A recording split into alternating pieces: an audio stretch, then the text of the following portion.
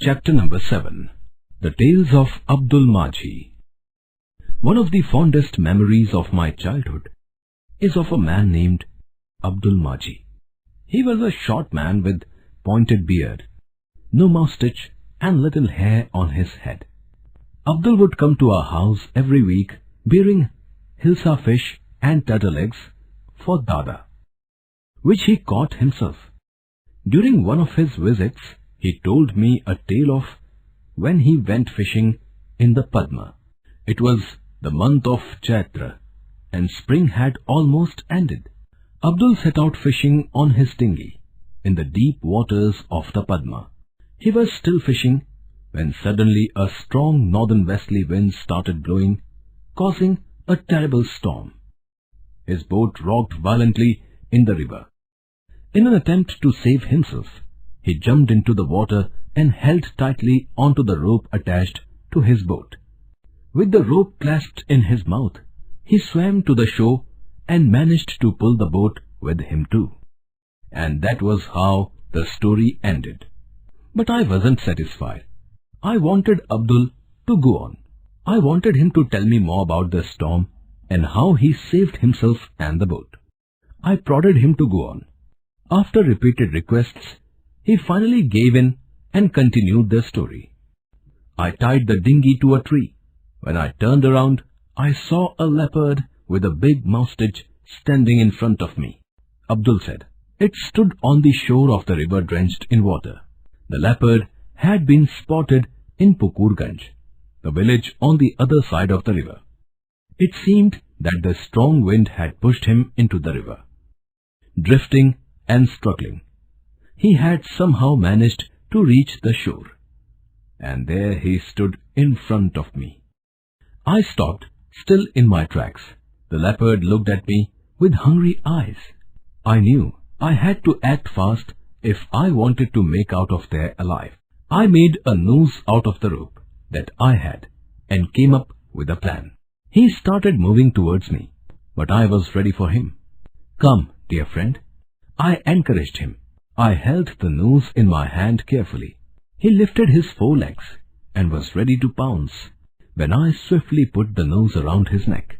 He was caught by surprise and fell to the ground, trying hard to free himself, but the more he tried, the more the noose tightened around his neck. Hearing this, my young heart grew compassionate. Abdul, did the leopard die? I asked him. Oh no, he replied. I couldn't let him die, could I? How else would I have come back to Bahadurganj? I tied him to my dinghy and used his weight to pull me through the high tide in the river. I poked him with my oar every time he got tired and slowed down. In a few hours' time, I managed to reach Bahadurganj. And this, my friend, is where the story ends. Oh no, I exclaimed.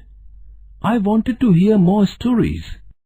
I said, now that you've told me a story about a leopard, how about one with a crocodile next?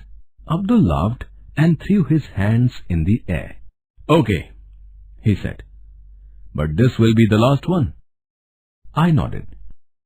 I have seen a crocodile in water many times. He began. One day, I saw a crocodile lying on the sand on the banks of a river.